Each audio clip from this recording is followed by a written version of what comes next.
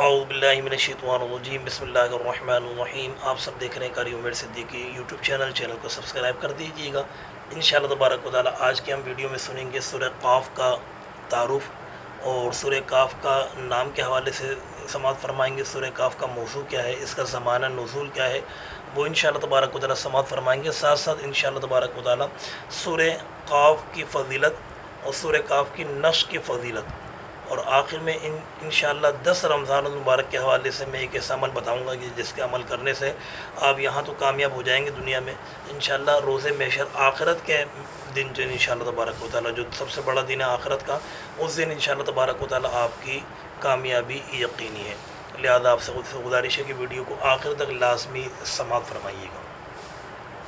آج آپ دیکھ رہے ہوں گے میں امامہ شریف پہن کے ویڈیو بنا رہا ہوں، تو جمعے کا دن ہے، جمعے کی نماز کے لیے جا رہا ہوں، اور جو جمعے کے دن امام پہنتا ہے اللہ تبارک و تعالیٰ کے معصوم فرشتے اس کو سلام بھیجتے ہیں۔ آپ لوگ بھی جمعے کا اہتمام کیجیے گا، دعا خیر کیجیے گا ہمارے لیے۔ بہرحال موضوع کی طرف چلتے ہیں وقت ضائع کیے ہوئے۔ فرمایا سورہ قاف۔ سورہ قاف قرآن مجید فرقان حمید کی 50ویں صورت ہے، جس میں 3 رکوع اور 45 آیات ہیں۔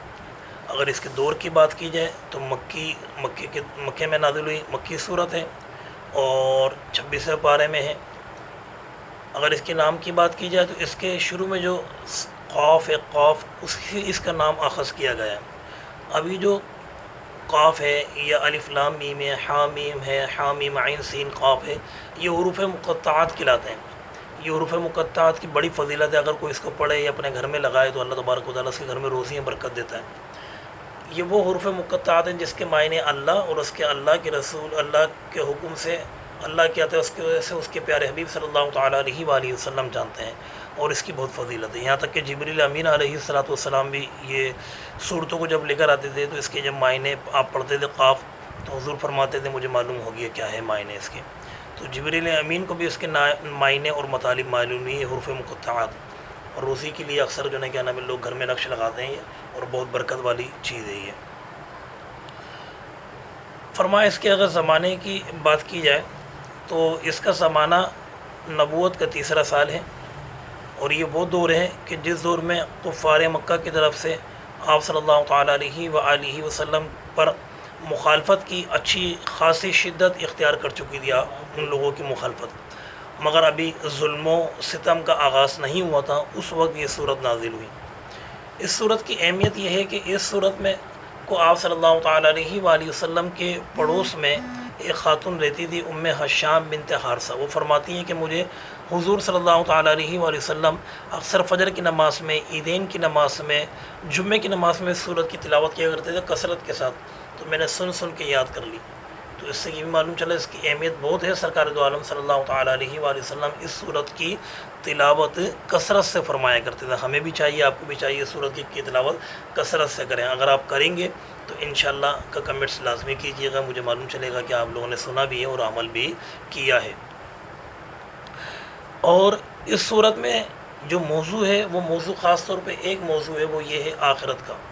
ہمارے پیارے نبی صلی اللہ تعالیٰ علیہ وآلہ وسلم نے جب اعلان نبوت فرمایا، دین کی تعلیم فرمائی، اور بہت ساری آپ نے باتیں کی، وہ تو باتیں یوں سمجھے کہ کسی حد تک جو ہے کیا نام اتنی شدت نہیں تھی کفار کی طرف سے، مگر جو اس بات پہ زیادہ شدت تھی وہ یہ بات تھی کہ آخرت، کہ انسان کو مرنے کے بعد دوبارہ زندہ ہونا، جسم کے ساتھ کھڑا ہونا ہے قبر سے، اور اپنی زندگی کا حساب کتاب دینا ہو، پھر جنت ہو، پھر دوزخ ہے۔ یہ ساری باتیں جو نا آخرت کے اوپر جو ہے کیا نام ہے زیادہ اعتراض تھا کفار مکہ کا اور مشرکین مکہ کا، اور اس پہ جو ہے اعتراض کے ساتھ جو ہے اس پہ شدت بھی بہت تھی۔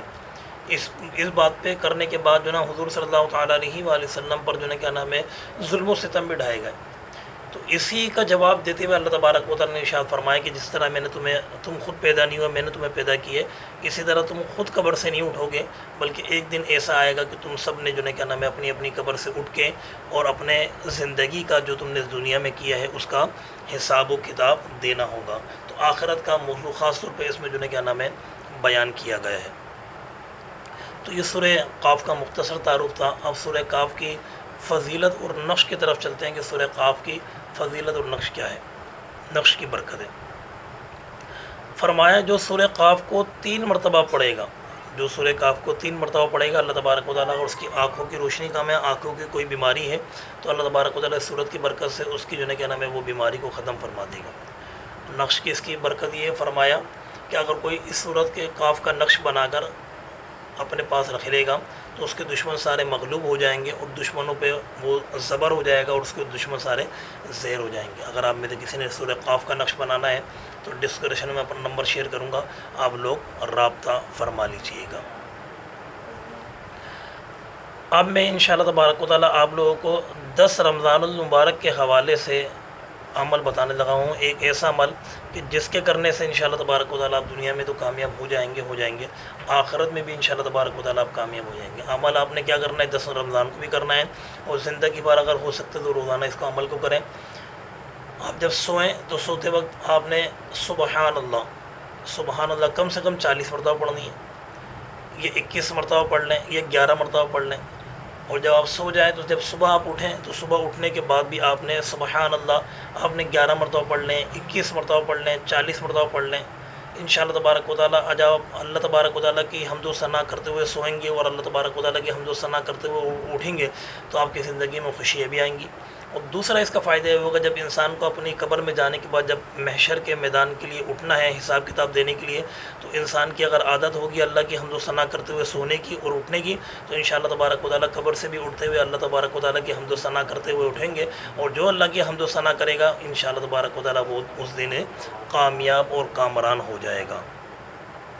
یہ آج کی ویڈیو تھی، ویڈیو کیسی لگی آپ سب کے لائکس اور کمنٹس کا انتظار رہے گا۔ اگلی ویڈیو میں پھر ملاقات ہوگی۔ السلام علیکم ورحمۃ اللہ وبرکاتہ۔